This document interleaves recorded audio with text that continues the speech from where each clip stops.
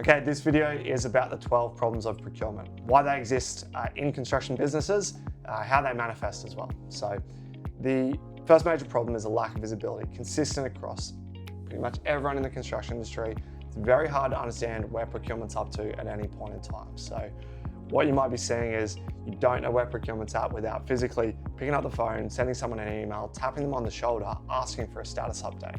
And why this exists is because procurement is typically tracked in a spreadsheet for each project once a month that's then updated, manually included in a report. So you're only getting visibility 1 day out of 30.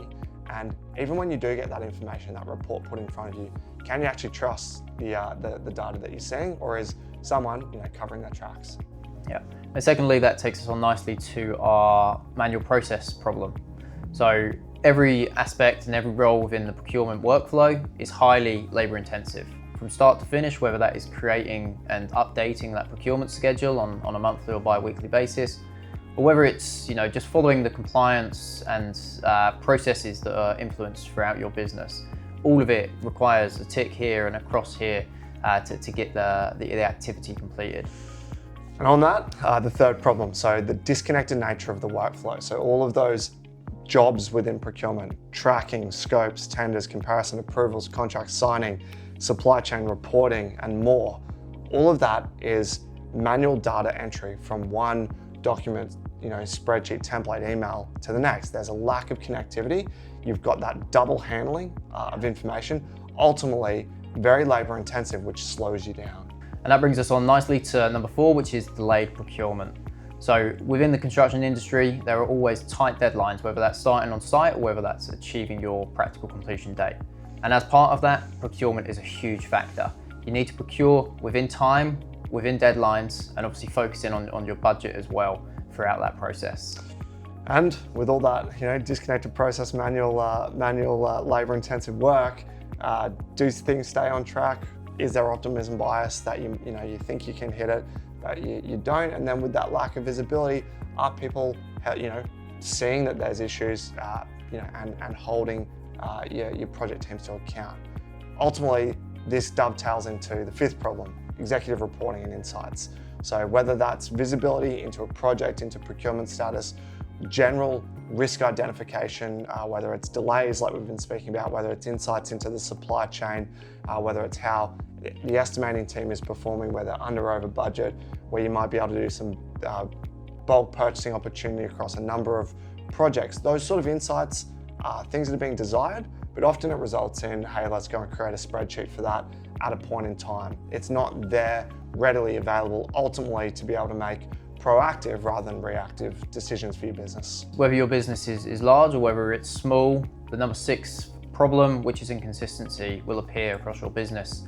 And that will appear across your people and your projects, whereby all projects may have a slightly different way of doing something, which could have a knock-on effect to the overall business processes.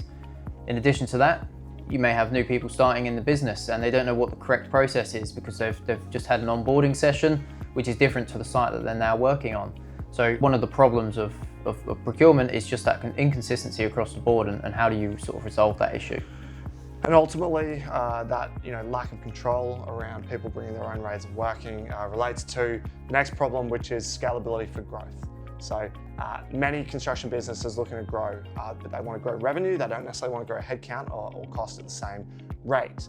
So if we're needing to grow through adding headcount, adding bodies to do the work, and obviously then quality and the control of quality dissipating at scale, you're lacking that scalability. So in terms of being able to reduce or address some of those earlier problems of procurement, manual process, ensuring quality at scale is really key to ensure that you can scale without necessarily stumbling.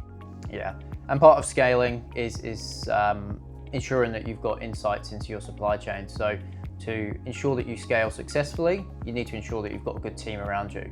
For the contractor, that is your subcontractors. So it's being able to have at your fingertips an overview of your supply chain's workload. Is there an opportunity for bulk purchasing, or is there an overload risk there? In addition to that, do you know how they're performing on all of your projects, whether that's at a tender stage or whether that's also on site? And then lastly, compliance. Compliance is a huge thing in construction. have they got all of the accreditations that they need to work on your site? So all of that work and want and desire for supply chain insights, but ultimately the challenge is it at people's fingertips when they need it, when they are making that next procurement decision or who's going to be on a tender list? Are they checking the compliance and the workload, or are they just getting on with the job because they're already delayed behind? The next and ninth problem of procurement is scope of works gaps. So the amount of times I've talked to someone in the industry who said that they've had a project to develop a scope of works library that's been on the on their to-do list for the last 5 or 10 years and hasn't quite been done. There's a lot of it going around. Ultimately, the challenge with scope of works gaps is quality. Are we having gaps which is eating into our margin? Are we sharing the lessons learned when people do inevitably hit gaps? Are we sharing those lessons across people, across projects, and ultimately improving our resources to make sure we don't encounter that problem again, or is it just moving on to the next job? Yeah, and the 10th problem of procurement that we see is contracts not being signed.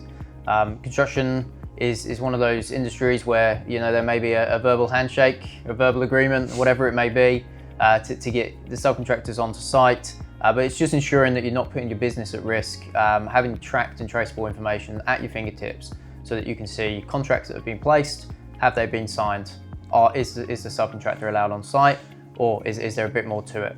And ultimately, when someone's done a deal, they've agreed a number, done the handshake, and it can be let's clean the paperwork up, 3-4 months later. And if you get into a dispute in between, then you really want to have that contract in place. So the next problem with procurement is avoidable errors, and really that's human errors. So some of the problems we've touched on, whether it is contracts not being signed, whether it's errors in contracts, missing scopes, missing programs, missing doc registers, scope of works gaps, whether it's delays, it's the failure to look at internal process, the not following the compliance process. There's this litany of mistakes that can be made throughout the procurement process. Ultimately, it comes back down to people driving this process and that lack of control across the business. These errors ultimately are through that lack of quality control, but most of all, they are avoidable. Yeah, and that brings us on to our last and final 12th problem of procurement, which is staff satisfaction. The construction industry is a highly competitive industry for a number of professionals, with a lot of movement around from company to company as well. But one of the key bits across the industry is that there's a lot of high achievers.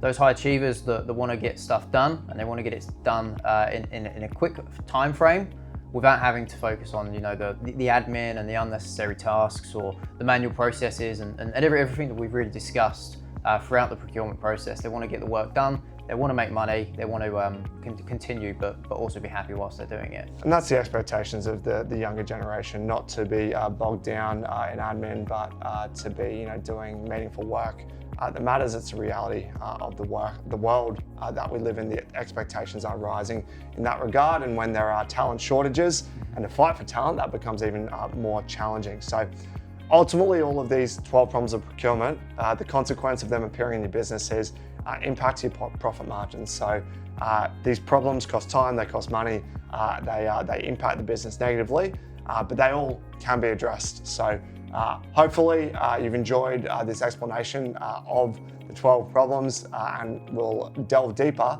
into how they can be improved upon throughout this playbook.